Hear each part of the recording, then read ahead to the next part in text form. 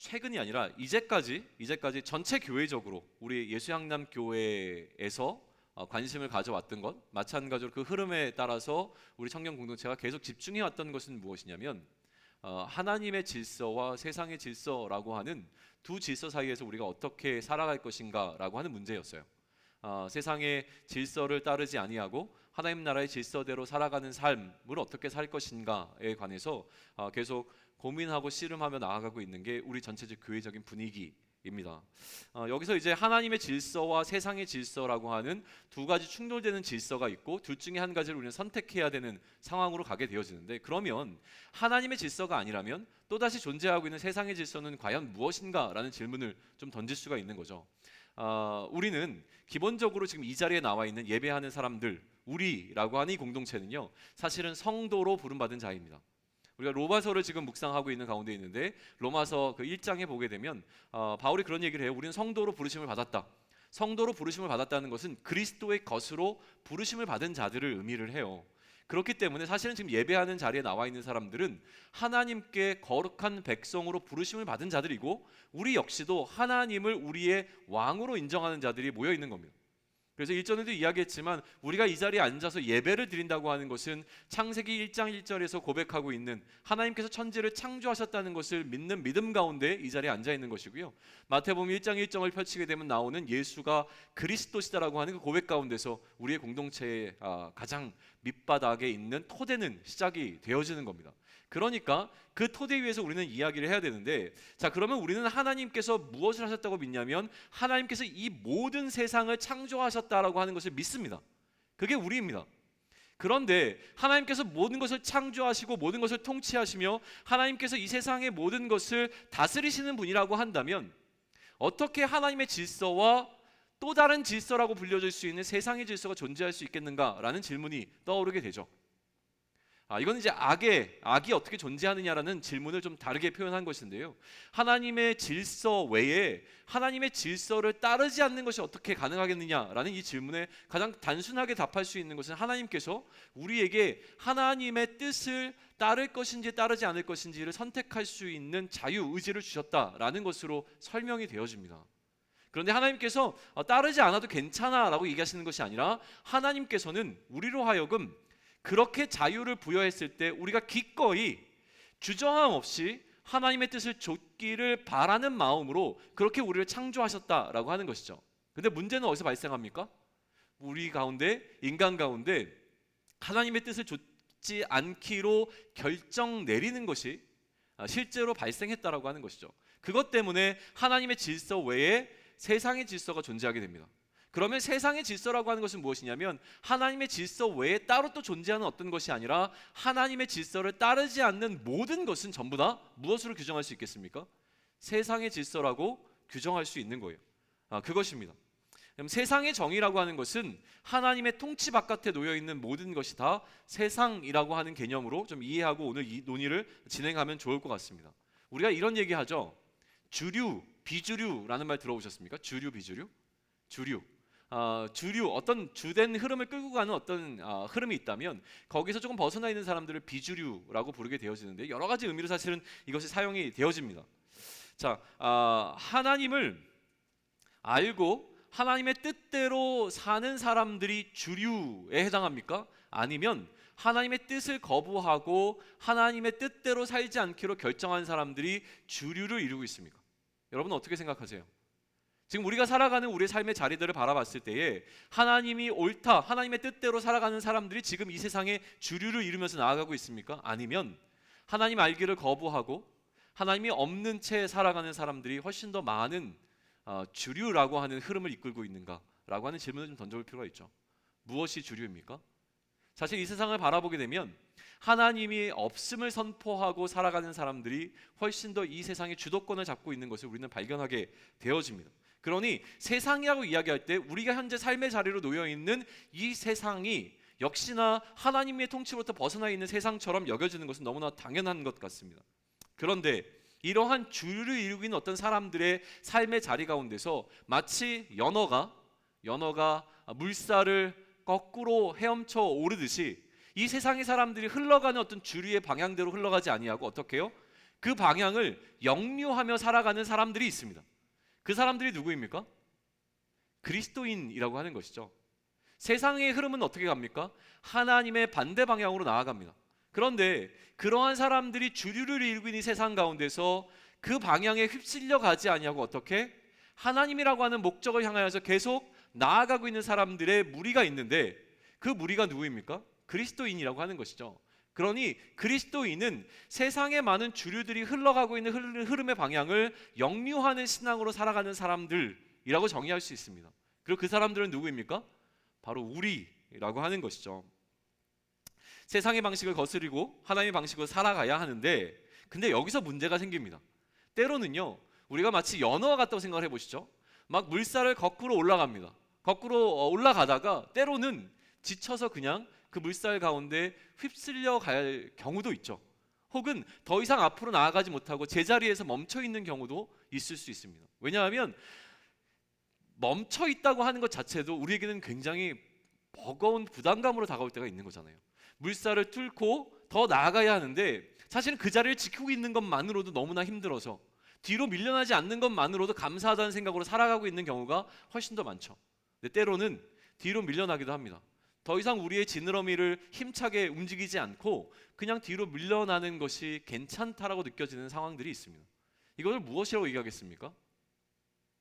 우리는 분명히 하나님을 향해서 나아가야 하는, 세상의 주류라고 불리는 그 흐름에 따라가는 것이 아니라 세상을 역류하며 살아가야 되는 그리스도인이라는 삶의 정체성을 갖고 있는 우리라는 것을 알고 있습니다. 그럼에도 불구하고 때로는 그냥 세상의 흐름에 우리의 몸을 맡기고 살아가는 것이 불편하게 여겨지지 않는 경험들을 하고 있습니다. 물론 불편할 수 있습니다. 그럼에도 불구하고 세상의 흐름에 우리의 몸을 맡겨버리는 방식으로 살아가는 것들을 경험한다라고 하는 것이죠. 우리 마음속에 이런 얘기가 들어옵니다. 뭐 교회에서 그래도 뭔가 가장 신앙적으로 좋아 보이는 목사님들도, 목사님이라고 하는 굉장히 완곡한 표현입니다. 목사들도 저러는데, 교회 뭐 장로들도 저러는데, 교회 뭐 직분자들이 다 저러는데, 교회가 썩었는데, 그죠? 혹은 우리 교회를 바라보면, 우리 청년 공동체를 바라보면, 뭐 간사도 저러는데, 목자도 저러는데, 나라고 좀 이러면 안 될까? 이런 거죠. 내가 알고 있는 세상에 내 친구 가운데서 그리스도인이라고 불리는, 교회를 다닌다고 하는 내 친구의 무리들이 다 그렇게 행동하는데 나는 뭐 그렇게 행동하면 안 될까? 뭐 이런 생각들이 들어오는 지점들이 있죠. 그게 바로 우리가 세상을 역류하지 못하고 세상의 흐름에 우리의 삶을 그대로 내어 맡기며 세상의 주류라고 여기는 사람들이 살아가는 방식대로 휩쓸려 살아가는 삶이라고 하는 것이죠. 그런데 이런 것에 관해서 결론부터 이야기한다면, 이것을 바울은 무엇이라고 얘기하냐면 그냥 세상에 휩쓸려 가는 것이다, 세상의 주류를 잇는 사람들과 살아가는 것이다 라고 이야기하지 않고, 그렇게 사는 삶이 사단의 계책에 빠져 있는 것이다 라고 표현을 합니다. 오늘 우리가 읽었던 말씀 가운데서요, 11절, 2장 11절 다시 한번 보실래요? 2장 11절 찾으셨습니까? 우리 한 목소리로 같이 한번 읽겠습니다. 자, 시작. 이는 우리로 사탄에게 속지 않게 하려 함이라 우리는 그 계책을 알지 못하는 바가 아니로다 라고 되어 있어요. 우리가 그냥 하나님의 뜻을 좇아 살아가는 삶을 살지 못할 때, 그것은 단순하게 우리가 하나님의 뜻대로 살지 못하는 삶을 살았습니다라고 얘기하는 것이 아니라, 그 뜻대로 살지 못한다고 하는 것은 우리가 사단의 계책에 넘어가 있는, 사단의 꾀임에 넘어가서 사단에게 속아 오히려 우리가 악을 범하고 있는 것이다 라는 것으로 바울은 표현하고 있다고 하는 거예요. 기독교라고 하는, 그리스도인들이 모여있는 기독교라고 하는 공동체는요, 본을 통해서 성장합니다. 본받음을 통해서 성장하고 있거든요. 우리에게는 늘 어떻게 살아야 하는지, 어떻게 사는 것이 그리스도인으로서 올바로 사는 것인지를 보여주는 좋은 본이 필요합니다. 바울이라고 하는 본을 우리는 꼭 기억해야 돼요. 왜냐하면 바울 스스로가 우리를 향해서 뭐라고 했냐면 나를 본받으라 라고 이야기했기 때문에 그래요. 그렇다면 우리는 이런 고민이 드는 거죠. 우리도 하나님의 뜻대로 이 세상을 살아가야 된다는 것 알고 있습니다. 우리가 굳이 세상의 흐름이, 세상이 아무리 주류라고 하더라도 세상의 흐름에 우리의 몸을 맡기고 싶지 않다라고 하는 마음들이 우리에게 있을 수도 있습니다. 그럼에도 불구하고 우리는 때로는 세상에 휩쓸려 있는 것처럼, 혹은 더 이상 세상을 역류하지 못하고 그 자리에 머물러 있는 것 같은 신앙 가운데 놓여 있는 때가 있다라고 하는 것이죠.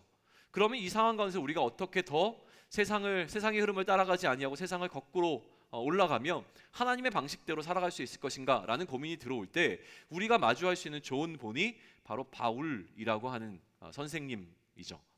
그러니 지금부터 우리가 살펴보려고 하는 것은 무엇이냐면 이 말씀이 무엇인가에 대해 집중하는 것보다 바울이 지금 고린도에 있는 그의 사랑하는 성도들에게 편지를 쓰고 있는 게 고린도 후서지 않습니까? 그러니 이 편지 속에서 바울이 어떻게 이야기를 하고 있는가, 자신의 이야기를 어떻게 하고 있는가를 살펴보는 가운데 바울 머릿속에 들어있는 그가 세상을 역류하는 방식으로 어떻게 살아가고 있으며 그 방식으로 살아가고 있는 삶이 그의 생각을 어떻게 지배하고 있고 그 생각을 지배하는 것이 그에게 어떠한 행동으로 나타나고 있는가를 오늘 살펴보려고 하는 게 우리가 함께 나누고자 하는 이 시간입니다.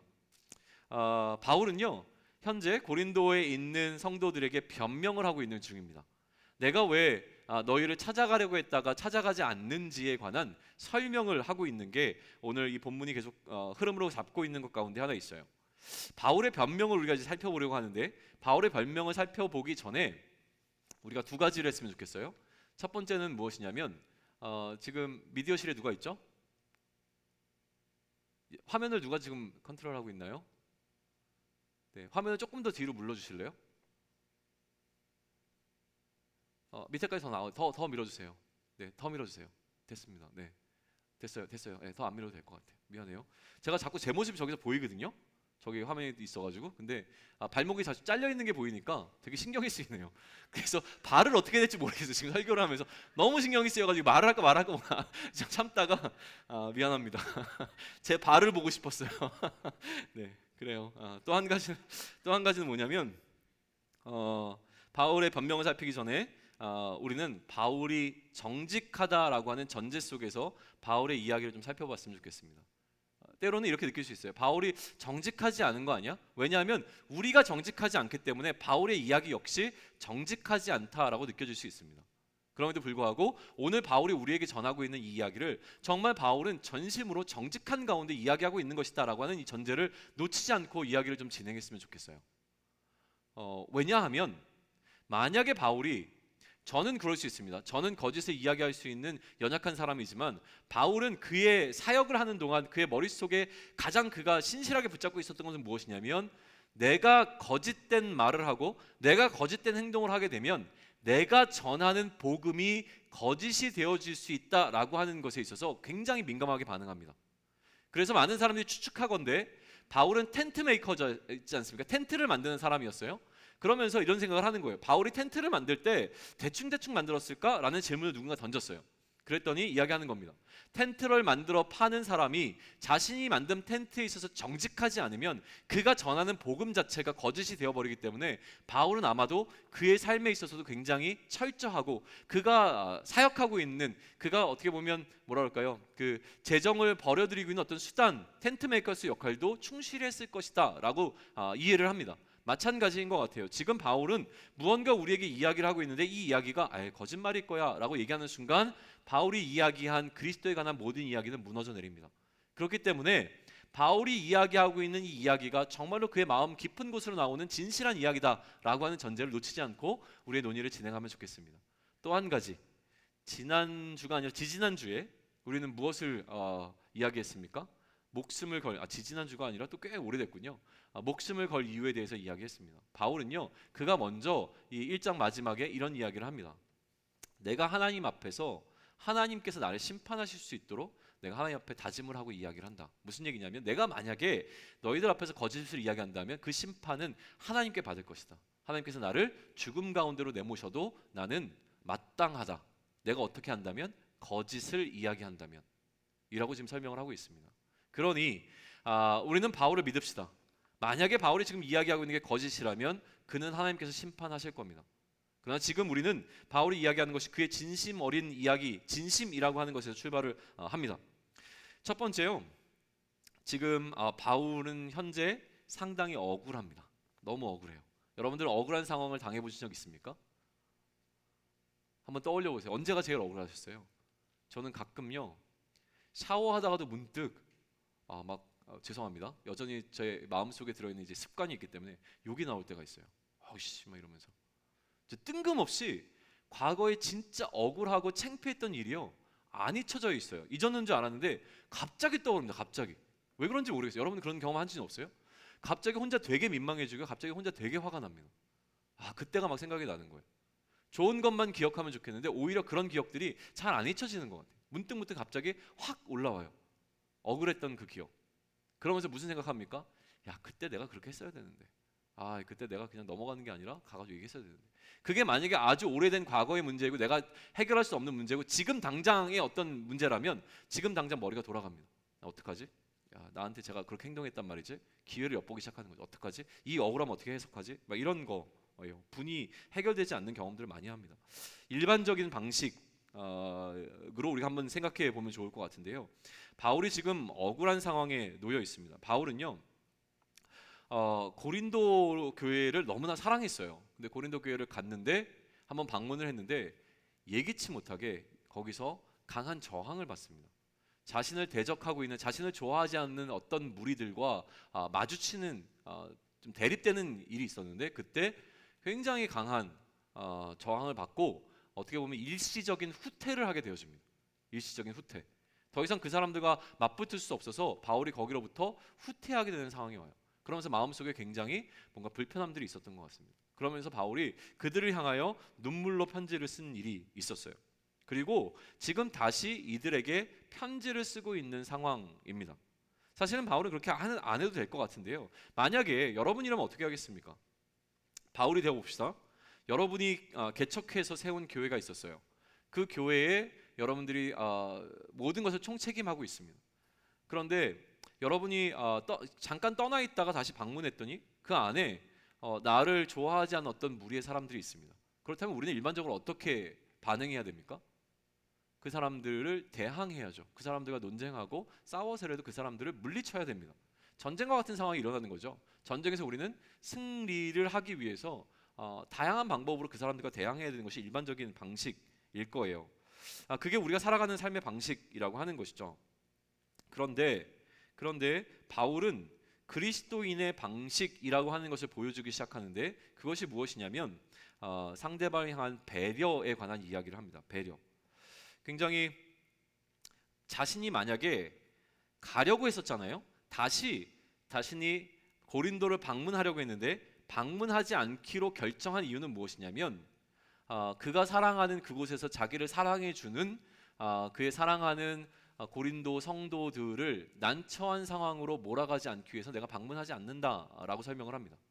무슨 얘기냐면 내가 다시 지금 이 상황에서 고린도 교회를 방문하게 되어지면 또다시 바울을 너무나 사랑하는 사람들이, 바울을 대적하는 사람들이 바울을 향해서 하는 행동 때문에 마음이 불편해지고 근심하게 될 텐데, 내가 고린도 교회를 원래 방문하려고 했던 목적은 내가 사랑하는 사람들과 함께 기쁨을 누리기 위함이었는데 내가 방문하자마자 나로 인하여서 나를 사랑하는 사람들이 나를 걱정해서 근심하게 된다면 오히려 내가 그것을 방문하는 것이 어떤 유익이 있겠느냐라는 방식으로 설명하는 겁니다. 이해되세요? 제가 지금 마음에 갈등이 있는 게 있어요. 저를 들어서 설명을 하고 싶은데 이게 공감이 잘 안 될 것 같은 거예요. 예를 들면 이거예요. 제가 교회를 떠났습니다. 여러분을 이 공동체에서 제가 떠났어요. 뭐 한 1년쯤 있다가 여러분이 너무나 보고 싶어서 이 교회를 방문하려고 했습니다. 한번 방문을 했는데요. 떠난 지 1년이 되다 보니까 여기 저를 모르는 사람들이 있고 저를 별로 좋아하지 않는 사람들, 원래 알고 지냈지만 진짜 마음에 안 들어있던 사람들이 있잖아요. 그 사람들이 박 목사 도대체 왜 온다는 거야? 제가 오니까 막 계란도 막 던지고요, 밀가루도 뿌리고요. 마음에 와닿습니까? 그러면서 좀 가라 그러는 거죠. 왜 왔니? 왜 좀 가? 좀 제발 좀 가라 막 이런. 그런데 이 가운데서 저를 사랑하는 몇 사람들이 있을 거 아닙니까? 그 모습을 바라보고 너무 가슴이 아픈 겁니다. 우리 목사님 저런 식의 대우 받으면 안 되는데. 근데 제가 너무 심각해지니까 제가 물러갔어요. 물러가서 눈물로 편지를 쓴 겁니다. 도대체 당신들 왜 그러는 겁니까? 나를 향해서 왜 그런 겁니까? 난 여러분들 사랑합니다. 그러지 마십시오. 그리고 그렇게 교회를 향해서 악을 행하는 사람들을 어떻게든지 해야 됩니다. 이런 식으로 편지를 썼어요. 강함으로 썼습니다. 그 다음에 다시 갈까 말까 고민을 하면서 생각을 한 겁니다. 이 정도면 뭔가 내 편지 때문에 몇 사람들이 회개를 했을 거고 몇 사람들이 좀 분위기가 나아진다는 소식이 들려오니까 약간 가야 될 것 같은데 근데 아직도 뭔가 해결이 안 돼 있습니다. 내가 가는 순간 여전히 나를 싫어하는 사람들이 뭐 스크럼블이라고 하는, 뭐라 그러죠? 스크랩을 짠다고 하나요? 하여튼 이렇게 앞에서 또 문 앞에서 막아서는 겁니다. 체인 감아놓고 박 목사 절대 못 들어와 막 이러고. 그러면 또 저를 사랑하는 사람들이 근심하지 않겠습니까? 이런 상황들에 대한 배려 때문에 자신이 약속을 안 지킨 것이 아니라 여러분을 너무나 사랑하는 마음 때문에 내가 가지 않기로 결정한 겁니다. 이 얘기를 좀 설명해 주고 있는 게 바울입니다. 그러면 지금 바울은요 어떤 게 그의 행동을 결정하고 있냐면, 지금 내가 억울한 상황, 나는 마땅히 언제든지 이 교회를 방문할 수 있다라고 하는 나의 정당성을 나타내는 방식으로 나의 마음을 조금 더 위안을 삼는 방식으로 나아간 것이 아니라, 바울의 지금 첫 번째 관심사는 누구입니까? 자기가 너무나 사랑하고 기쁜 가운데 함께 하고자 하는 그 사람들이 나로 인하여 피해받지 않는 것, 다시 얘기하면 내가 너무나 사랑하는 사람들이 근심하지 않도록 그 사람들을 배려하는 방식으로 자신의 삶을 조정해 나가고 있다는 것이 보여진다는 거예요. 이게 첫 번째 그리스도인 선배로서 바울이 우리에게 보여주는 삶의 태도입니다. 내 마음 편하자고 다른 사람의 마음을 불편하게 하지는 않겠다라고 하는 것이죠. 그런데 일반적으로 우리가 살아가는 우리 삶의 방식을 보면 내 마음이 불편한 것이 너무 싫습니다. 그래서 다른 사람이 어떻게 마음속에 어떠한 마음이 들어오든지 그것보다 더 중요한 것은 내 마음이 편해지는 거예요. 내 마음 편하게 하기 위해서 우리는 스스럼 없이 누구를 불편하게 합니까? 다른 사람을 불편하게 하는 방식으로 살아갑니다. 그런데 그리스도인이 되어진 바울이 보여지는 모습은 내 마음의 불편함이 중요한 것이 아니라 내 마음의 불편함을 해결하기 위하여 다른 사람의 마음을 불편하지 않는 방식으로 살아가기로 결정하고 그렇게 살아가고 있는 것이 보인다고 하는 것이죠. 이게 첫 번째 상황입니다. 두 번째 상황은 무엇이냐면 문제가 생긴 겁니다. 방금도 얘기했지만 그가 너무나 사랑하는 고린도 교회 안에 문제가 발생한 거예요. 이 문제를 일으키는 어떤 사람들 때문에 문제입니다. 그러면 우리는 일반적으로 우리가 살아가는 동안 문제가 발생했을 때 우리는 문제를 대하는 우리의 태도는 어떻습니까? 여러분은 문제가 생기면 어떻게 하세요? 예를 들어서 여러분이 부모가 되었습니다. 혹은 여러분이 선생이 되었습니다. 여러분의 자녀에게, 여러분의 제자에게 이 문제가 생겼을 때 여러분은 어떻게 하면 되겠습니까? 문제를 일으킨 그 친구에게 우리는 어떻게 하면 되겠습니까? 잘했다라고 칭찬해 주실 겁니까? 대부분은 책망을 할 겁니다. 책망. 그러면서 우리가 어릴 때, 여러분들은 잘 들어보시는지 모르겠지만 제가 어렸을 때 저희 때는 체벌이 가능했거든요. 그래서 고등학교에서는 기본적으로 그냥 대걸레 자루로 맞았어야 했어요. 기본적으로. 그러면서 항상 얘기했던 게 그 대걸레 자루 아니면 또 뭐가 있습니까? 당구채를 이렇게 들고 다니는 선생님. 거기에 이제 뭐라고 써 있습니까? 사랑의 매. 책망하는 것이 사랑이 담겨 있다고 얘기하는데 그 말이 사실은 우리에게 그렇게 마음에 와닿지 않죠. 자, 책망을 합니다. 너 잘못했어 라는 것을 알려주는 게 정말로 그 사람을 사랑해서 우리가 하는 행위입니까? 한번 생각해 보세요. 여러분에게 자녀가 있고 여러분에게 제자가 있습니다.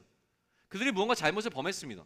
그러면 여러분들이 그 사람을 향하여서 잘못하면 안 돼, 너 진짜 잘못한 거야, 너 좀 벌 좀 받아야겠다 라고 하는 게 정말로 그 사람을 위해서 하는 것이라고 여러분은 확신할 수 있습니까? 라고 하는 것이죠. 저는 지금도 궁금해요. 그렇게 사랑의 매라고 적어서 정말 풀스윙이라고 하는, 풀스윙? 야구바타 야구바타로 맞은 것도 있었군요. 그걸로 때리는 그 선생님의 마음 속에 정말로 제가 잘 되기를 바라는 그 마음이 담겨 있었을까? 지금 제 모습을 보면 약간 그런 것 같기도 해요. 그 사랑의 매 때문에 제가 이 정도 자라 있는 걸까요? 그런 마음이 잘 들지 않는 게 사실인 것 같아요. 며칠 전이었어요. 제가 언제였죠? 그날이 금요일이었나요? 던킨 이 얘기를 하면 안 되는데 잊어버려 주세요. 어느 매장을 갔습니다. 어느 매장을 갔어요. 어느 매장을 갔는데 아이들이 와 있었어요. 저는 이제 커피를 사가지고 계산을 하고 있었고 아이들이 막 제자 막 와가지고 그 앞에 뭐가 있냐면 사탕 같은 것들이 놓여 있거든요. 계산대 앞에. 그걸 막 이렇게 만지작 거리는 거예요. 만지작 거리면서 막 이거 살까 저거 살까 막 이러고 있어요. 그랬더니 거기 계시는 어떤 분이 얘기하는 거예요. 공주님들 그거 이렇게 손으로 만지면 안 돼요 라고 얘기를 했어요. 굉장히 온화하게 얘기했거든요. 자, 지금 이분은 이게 만지는 게 잘못됐다는 거를 이 아이들에게 알려주기 위해서 그렇게 말씀하셨을까요? 아니면 또 다른 목적 때문에 그렇게 하셨을까요? 이게 궁금해지는 지점이었습니다. 우리가 사실은 잘못을 하는 어떤 사람을 향하여서 또 사회에 어떤 악행을 행하는 어떤 사람들을 향하여서 우리가 일이라는 어떤 단어를 이야기할 때에 그게 정말로 그를 위해서 하는 것인지 나를 위해서 하는 것인지 헷갈리는 지점들이 있습니다. 이게 일반적으로 우리가 하는 것이죠. 근데 가만히 생각해 보면 일반적으로 우리가 하는 것은요, 그 사람을 위한다기보다 나를 위하는 경우가 더 많습니다. 정말로 잘못을 범하는 사람들을 위해서 그들을 책망하고 그들에게 잘못했다고 얘기하는 것보다 사실은 나를 보호하고 내가 피해받지 않는 방식으로 그 사람을 거리감을 두기 위해서 행하는 것이 훨씬 더 많다는 거예요. 예를 들어서 뭐가 있을까요?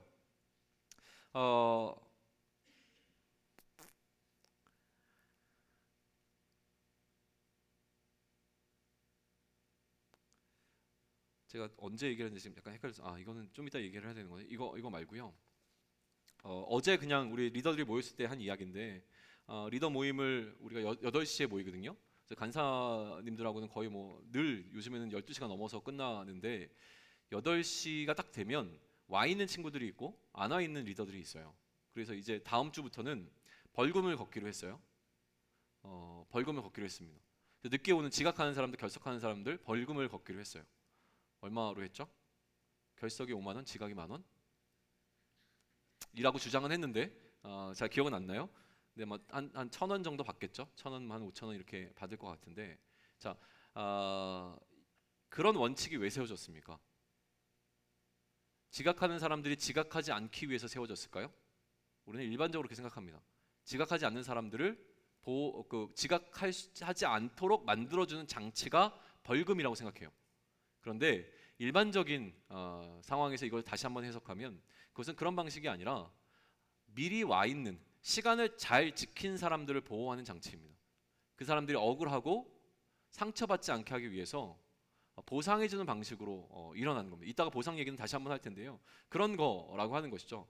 문제를 대하는 나의 태도는 그 문제를 수정하고 올바로 만들고 싶습니다. 근데 올바로 만들고 싶은 나의 마음은 아까 바울이 뭐라고 했습니까? 바울 같은 경우에는 나의 억울함이 아니라 상대방의 어떤 상대방을 위하는 방식으로 일했다라고 하는 것이죠. 그런데 대부분 우리는 문제가 발생하면 이 문제를 해결하는 방식은 나를 위하는 방식으로 더 신속하게 움직인다라고 하는 거예요. 그러면 그리스도인들은 어떻게 해야 되느냐인데 바울은 이 부분에 있어서 사랑을 그들에게 나타내는 방식으로 행하라라고 이야기를 합니다. 사랑을 나타내는 방식으로 7절과 8절을 우리 같이 한번 다시 읽으면 좋을 것 같아요. 7절과 8절이요. 한 목소리로 읽습니다. 자, 시작. 그런즉 너희는 차라리 그를 용서하고 위로할 것이니 그가 너무 많은 근심에 잠길까 두려워하노라. 그러므로 너희를 권하노니 사랑을 그들에게 나타내라 라고 이야기합니다. 사랑을 그들에게 나타내라. 책망이 정말 그를 위한 것이라면 생각해 보세요. 우리는 이렇게 얘기하죠. 잘못한 아이에게 너 그러면 안 돼 라고 책망을 했습니다. 근데 이 책망이 정말로 그 아이가 잘 되기를 위한 책망이라면 그 책망에는 무엇이 함께 가야 되냐면 그 아이가 책망을 들음으로 말미암아 마음을 상하는 일이 없어야 합니다. 이해되세요? 책망을 했지만 그 책망을 통하여서 그 아이의 마음이 상하였다면 그 책망은 그 아이를 정말로 위해 준 게 아니라는 거죠. 케이스는 다르지만 아까 바울은 뭐였습니까? 내가 마땅히 고린도 교회에 갈 수 있습니다. 가지 않았던 이유는 뭡니까? 가게 되어지면 내가 간 사실로 인하여서 그곳에 있는 사랑하는 어떤 사람들의 마음에 근심이 들어올까 봐 그는 참은 겁니다. 그러면 책망을 할 때에 책망을 하는 것으로 끝나는 것이 아니라 이 책망으로 인해서 그 한 영혼 마음 가운데 상함이 들어가게 된다면 이 책망은 온전한 책망이 아니라는 것이죠. 책망하는 이유는 오히려 그 영혼을 잘되게 하기 위한 책망이어야 한다는 거예요. 그래서 바울은 이야기하는 거예요. 그 정도 그가 벌을 받는 것이 너무나 마땅한데 그런데 그 정도면 됐다. 이제는 무엇을 해야 됩니까? 오히려 그를 용서하고 사랑하고 위로해야 된다라는 이야기를 하고 있는 겁니다. 이게 같이 가야 된다라고 하는 것이죠. 이미 가한 벌로 너무 충분합니다. 더 이상 벌을 가하게 되면 그가 너무나 슬퍼하다가 오히려 낙심케 되는 일이 있을 수 있으니 조심하라라고 이야기한 겁니다. 역시나 기준은 내가 아닙니다. 우리는 다른 사람을 책망할 때 내 마음 가운데 시원함과 내가 피해받은 것에 대한 보상과 내가 더 이상 피해받지 않기 위하여서 책망하는 경우가 대부분입니다. 내가 중심입니다. 그런데 바울은 이야기하는 겁니다. 책망받을 그 사람을 위하는 방식으로 책망해야 된다라고 하는 것이죠. 그게 그리스도인이 행하는 삶의 방식이라고 하는 것입니다. 공동체에서 문제의 상황 대부분은요, 공동체에서 문제가 발생하면 우리는 그 문제를 향하여서 반응하게 되어집니다. 근데 우리가 반응하는 그 반응의 대부분은 문제를 일으킨 그 친구를, 그 지체를 위해서 반응하는 것이 아니라 우리가 더 이상 피해받지 않기 위해서 그 문제를 대응합니다. 공동체에서 일어나는 문제들을 생각하시면 잘 이해될 겁니다. 왜 그렇습니까? 나를 위한 것이고 내가 불편해서고 내 입맛에 맞지 않기 때문에 이 모든 것들을 수정하고 싶은 욕구가 우리에게 일어나기 때문이죠.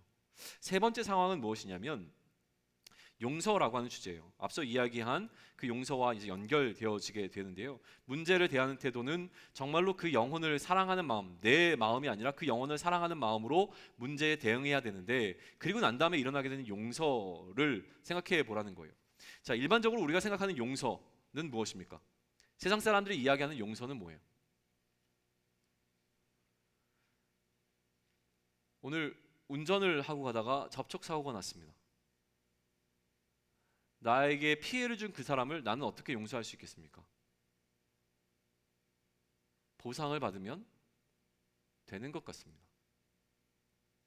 피해를 준 사람에게 내가 피해받은 만큼 손해를 보상받고 배상받으면 그것으로 일단은 케이스는 끝납니다. 그러니 그것이 어떻게 보면 보상이라는 생각이 들게 되어지는 것이죠.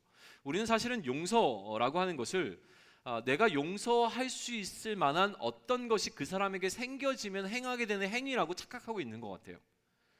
나 걔 용서했어. 그런데 용서할 만한 충분한 이유가 나에게 쌓여갔으니까 용서를 한 거죠. 이거 없이도 과연 우리가 용서할 수 있겠냐는 거예요. 나에게 금전적인 피해를 준 사람이 나에게 금전적인 보상을 해주기 전에 그 사람을 용서할 수 있겠습니까? 나의 사랑하는 애인을 뺏어가서 절대 내가 용서할 수 없는 그 사람을 해결되어지지 않았는데 불구하고 용서할 수 있겠습니까? 뭐 별로 이게 피부에 와닿는 얘들이 지금 생각이 안 나서 지금 고전하고 있는 거예요. 나에게 피해 준 사람들을 여러분들은 용서해야 될 이유가 없이 용서할 수 있겠는가라고 하는 것이죠.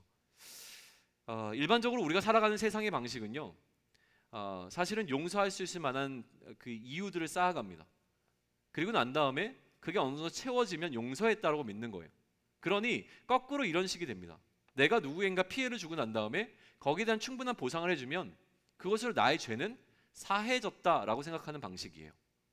얼마든지 내가 다른 사람에게 피해를 주고 난 다음에 나는 감옥 가서 필요한 시간을 보내고 왔으니까 더 이상 나에게는 죄가 없어라고 생각하는 방식이 지금 우리가 살아가는 일반적인 방식이라고 하는 것이죠. 그런데 그리스도인의 삶의 방식 가운데서 용서란 무엇이냐면 지금 바울은 이렇게 표현합니다.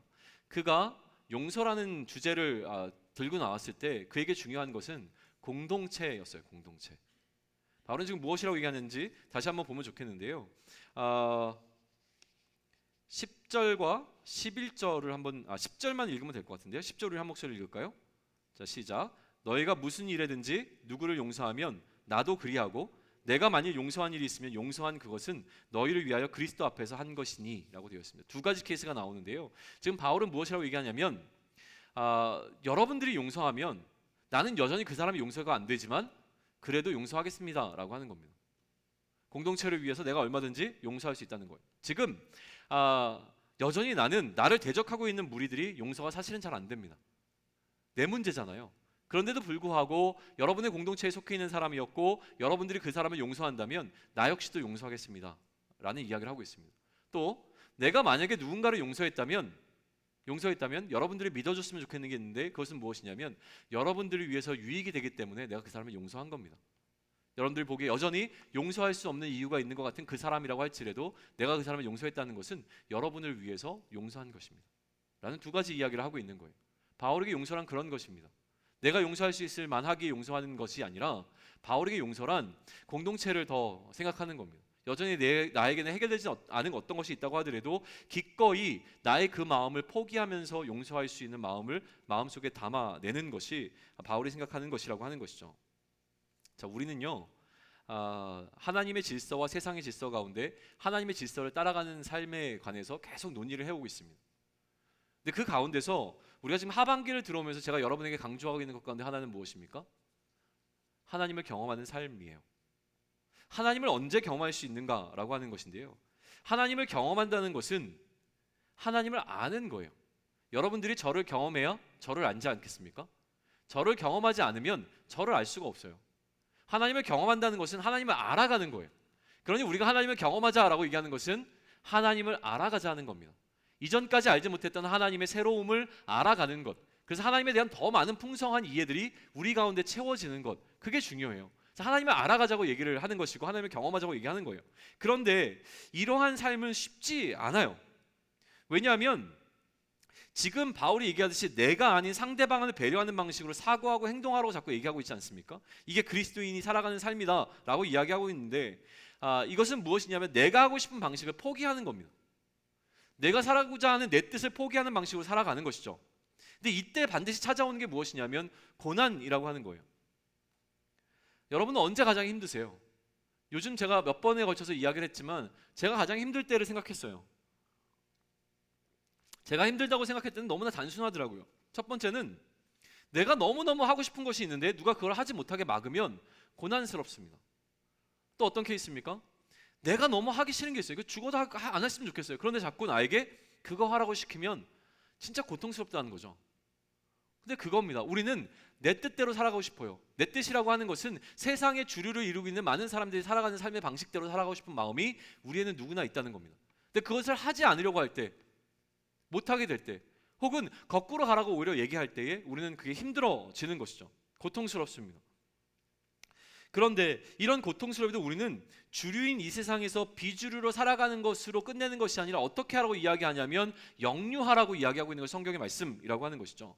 우리가 세상의 흐름을 거슬러서 올라갈 때, 다시 얘기하면 세상의 방식이 아니라 하나님의 질서대로 살아갈 때 거기서 무엇을 만나게 되냐면 하나님을 경험할 수 있다는 겁니다. 하나님의 일하심을 경험할 수 있고, 그렇게 영유에서 가게 되어지는 그 끝에 누가 있다는 겁니까? 하나님이 계시다라고 하는 거예요. 또 그렇게 하나님을 만날 수 있는 과정으로 나아가는 걸음마다 하나님께서 동행하시면 우리가 함께 하신다는 것을 알려주신다고 하는 것이죠. 그게 우리가 살아가야 되는 삶의 방식이라고 하는 거예요. 그렇게 안 해도 괜찮은 것이 세상이 우리에게 이야기하는 겁니다. 그런데 우리는 세상의 방식이 아니라 하나님 나라의 질서대로 살아가고자 하는 것, 그게 바로 세상이 흘러가고 있는 주류가 아닌 그 주류를 영유하는 삶으로 살아가는 우리의 삶이라고 하는 거예요. 사랑하는 청년 여러분, 그렇게 사실 수 있겠습니까? 사실 너무나 어려워요. 내가 그렇게 할 수 있을까? 근데 가만히 한번 생각해 보십시오. 우리는 여러분에게 자신감을 드리고 싶어서 말씀드리는 건데, 우리는 이미 그러한 삶을 살고 있습니다. 사실은 세상의 방식이 아니라, 세상의 주류들이 살아가는 방식이 아니라 세상을 영유하는 자들이 살아가는 삶의 방식으로 여전히 우리가 살아가고 있어요. 그 증거가 무엇입니까? 지금 이 자리에 나와 있는 거예요. 도대체 황금 같은 주말, 그것도 주일 오후 2시에 이 자리에 앉아서 이렇게 억울한 표정으로 앉아있는 이유는 뭡니까? 세상의 주류를 따라가시면 되는데도 불구하고 여러분들은 왜 세상을 영유하는 방식으로 살아가고자 이 자리에 와서 앉아있냐는 하는 것이죠. 이미 우리는 거슬러 올라가고 있는 중입니다. 청년들, 여러분 친구들 만나면 주로 어디 가세요? 야, 진짜 좀 힘들고 재미없는 데 없을까? 이렇게 찾아가세요? 야, 요즘 좀 맛없는 집이 어디니? 요즘 너무 맛있는 것만 먹어가지고 좀 맛없는 것 좀 아니잖아요. 야, 도대체 좀 맛있는데 요즘 좀 맛있는 거 뭐 없어? 요즘 좀 재밌는 거 뭐 없어? 또 뭐가 있죠? 요즘 근사한 데 어디 없니? 좀 신나는 데 뭐 어디 없니? 이거잖아요. 청년들이 모이면 어디를 가야 됩니까? 이쁘고 아름답고 맛도 좋고 의자도 편하고 분위기도 괜찮고 행복한 사람들과 함께 행복한 시간을 보내야 되는 게 세상의 주류인 청년들이 해나가고 있는 삶의 방식입니다. 근데 여러분들은 죄송합니다. 이런 얘기 되게 불편하네. 예배가 끝나고 나서 여러분들 목장 모임을 하실 겁니다. 목장 모임을 하는 장소는요 되게 초라합니다. 교회의 어느 공간에 가셔서 둘러 앉아 있습니다. 때로는 이런 생각이 들어요. 내가 여기 왜 앉아 있지? 뭐 음료수를 주는 것도 아니에요. 진짜 여기 오면 진짜 막 끝내주는 커피가 있는 것도 아니에요. 예배를 드리는 자에게만 주어지는, 여기서만 먹을 수 있는 뭔가 맛있는 음식이 제공되는 것도 아닙니다. 그런데 우리는 모일 겁니다. 왜 세상의 주류인 청년들이 살아가는 방식이 아니라 여러분들은 그 방식을 선택합니까? 거기서 뭐가 좋은 것이 나오기 때문에요. 우리는 여전히가 아니라 이미 세상을 영위하는 방식으로 살아가고 있는 중에 있습니다. 좀 마음을 불편하게 하겠습니다. 대부분의 많은 사람들은요 앞자리에 앉는 것을 불편해합니다. 대부분의 많은 사람들은 목사의 옆자리에 앉는 것을 불편해합니다. 이게 주류인 사람들이 살아가는 방식입니다. 세상을 영유하려면 어떻게 하면 되겠습니까? 앞자리에 앉으셔야 됩니다. 늘 오시면 제 옆자리에 좀 앉으세요. 저로부터 먼 자리부터 채우지 않고 늘 벌칙 자리래요. 벌칙 자리. 작년들도 똑같습니다. 벌칙 자리래요. 제 옆에 앉을 수 있는 영유하는 신앙으로 살아갈 수 있는 여러분이 되기를 소망합니다. 할 수 있는 건 굉장히 많아요. 세상에 주류인 사람들이 살아가는 방식이 아니라 그것을 영유하는 방식으로 살아갈 수 있는 것들을 생각해낼 수 있는 우리가 되면 좋겠습니다. 이미 영유하는 삶을 여러분들은 살아가고 있는 중입니다. 거기에 자신감을 가질 수 있으면 좋겠어요. 그리고 여러분 스스로를 칭찬해 주셔야 합니다. 다독여 주세요. 잘하고 있다. 이렇게 가는 것이 맞는 거야 라고 이야기를 해주셔야 돼요. 이러한 영유하는 삶을 살아가는 삶을 성경은 무엇이라고 얘기하냐면 자기를 부인하는 삶이라고 이야기합니다. 내 뜻을 내려놓는 삶이기 때문에 그렇습니다. 고난스러운 삶입니다. 우리가 수련회 때도 나눴지만 고난을 짊어지는 삶, 죽음을 짊어지는 삶이 무엇입니까? 결국 십자가를 짊어지는 것입니다. 이러한 삶을 살아가고 있는 것이죠. 내가 죽고 그리스도가 사시는 삶을 살아내는 것입니다. 이 삶이 영유하는 삶인 것이죠. 이러한 삶을 살아갈 때 우리는 무엇을 경험할 수 있습니까? 하나님의 일하심을 경험할 수 있습니다. 내가 하기를 원하는 것, 내가 잘하는 것, 내가 편한 것을 따라 살아가는 동안 하나님을 경험한다는 것은 어렵습니다. 우리가 가장 선명하게 하나님을 경험할 수 있는 것은요, 내가 결코 할 수 없는 것이지만 하나님이 기뻐하시는 것이 너무나 분명한 것을 선택하여 내 뜻은 이것인 것이 너무나 분명하고 내가 원하는 것이 이것인 게 너무나 분명한데도 불구하고 이것을 포기하고 하나님이 기뻐하시는 것을 선택했을 때에 거기서 하나님의 일하심을 더 선명하게 경험할 수 있습니다. 오늘 여러분은 하나님을 경험하는 자리에 나와 오셨습니다. 너무 고맙습니다. 이 자리를 더 채워나갈 수 있으면 좋겠습니다. 세상에 많은 사람들이 이야기합니다. 굳이 청년들이 모여서 예배를 드릴 필요가 무엇이 있겠느냐고 얘기할 때에 여러분은 이 편을 선택하시기 바랍니다. 이 편을 선택하시고 이제 여러분은 무엇을 기대하시면 되겠습니까? 내가 하나님 이 자리에 나오는 것보다 훨씬 더 좋고 중요한 것들이 많이 있음에도 불구하고 여전히 저는 이 편을 선택했습니다. 그러니 이제 이곳을 통하여서 하나님 나에게 일하여 주시고 여전히 내 삶 가운데서 일하고 계시는 그 하나님을 맛보아할 수 있는 은혜를 허락해 주십시오라는 기대감으로 매번의 시간들을 보내길 바랍니다. 목장 모임 하는 것이 익숙해지지 않으면 또 그 시간에 나에게 그 시간을 통해서 무엇을 하나님을 경험해내지 못하면 이 시간은 너무나 힘들 거예요. 그런데 신뢰하시기 바랍니다.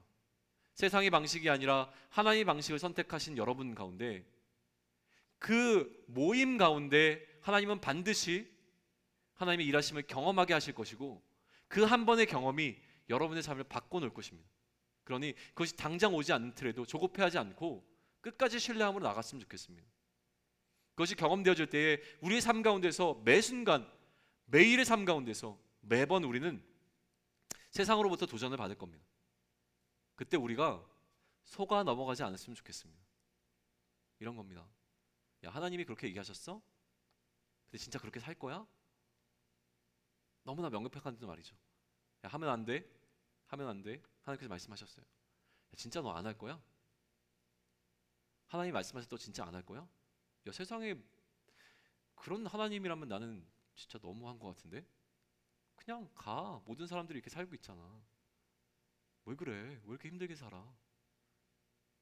야, 얘기 들어보니까 예상남교회 목사도 잘 못 살고 있더라. 야. 그 친구도 막 이런데. 간사들 뭐 앞에서는 막 좀 근사하지만 걔네들 뭐 다 뒤에서 보면은 막 다 그렇대. 뭐 너는 뭐 그렇게 힘들게 사냐? 뭘 목사님을 존경하고 간사들을 보는 삼아? 막 이러면서 얘기합니다. 예배 좀 안 나가면 어때? 목장 모임 좀 빠지면 어때? 성경 좀 안 읽으면 어때? 하나님 말씀대로 안 살면 좀 어때? 당장 내일 하나님이 오시는 것도 아닌데. 선악과 좀 먹으면 어때? 그냥 먹어. 안 죽을지도 몰라. 괜찮을지도 몰라. 야, 하나님 뜻대로 뭐하러 살아? 괜찮아. 안 죽을지도 몰라. 괜찮아. 안 죽을 거야. 괜찮을 거야. 세상의 이야기에 넘어가지 않고 세상의 흐름을 역류하며 세상의 주류라고 얘기하는 방식을 역류하며 살아가는 우리 삶이 되길 소망합니다. 제가요 지금까지 설명한 이야기를 메시지라는 성경을 통해서 여러분한테 다시 한번 좀 읽어드리고 싶어요. 왜냐하면 사실은 우리 개역 한글이라고 하는 성경이 좀 우리 마음에 안 와닿게 되어 있는데, 메시지라는 성경은 사실은 뭐 신학적으로 조금 이렇게 따지고 전자면 좀 어려움이 있지만 그렇게 따지지 않고 그냥 편안하게 우리가 한번 좀 들어볼 수 있는 성경이기에 가끔 저도 이제 잘 참조하고 있습니다. 한번 들어보세요. 오늘 이 메시지라고 하는 그러니까 유진 피터슨이라고 하는 분이 재해석한 성경인데요. 한번 들어보시면서 바울의 마음을 다시 한번 좀 느껴보면 좋겠습니다. 바울이라고 하는 우리의 신앙의 선배, 너무나 좋은 신앙의 모델이 어떤 식으로 고린도 교회를 향해서 이야기하고 있는지를 한번 좀 들어보시는 시간이 되면 좋겠습니다. 찬양팀 올라오셔도 돼요. 네.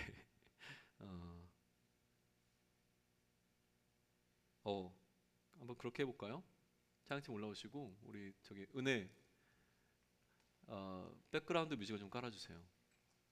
실제로 바울이 우리에게 이 편지를 쓰고 있다라고 생각하고 여러분 좀 들어보면 좋겠습니다. 제가 1장 23절부터 2장 11절까지 읽을 텐데요. 여러분은 그냥 갖고 계신 성경을 보시면서 한번 좀 보시면 좋을 것 같아요. 내가 고린도에 있는 여러분에게 찾아가지 않은 진짜 이유를 들을 준비가 되었습니까? 하나님을 나의 증인으로 모시고 말하는데, 내가 가지 않는 것은 여러분의 아픔을 덜어주기 위해서였습니다. 여러분에게 무관심해서도 아니고 여러분을 조종하려고 그런 것도 아니었습니다. 나는 여러분을 배려했을 따름입니다. 우리는 여러분이 믿음 생활을 어떻게 하고 있는지 감독하는 사람, 혹 의혹을 품고 어깨 너머로 여러분을 보며 흠을 잡는 사람이 아닙니다. 우리는 여러분과 함께 힘을 모아 일하면서 기쁜 마음으로 여러분을 바라보는 동역자입니다. 나는 여러분이 우리의 믿음이 아니라 여러분 자신의 믿음으로 서 있다는 것을 압니다.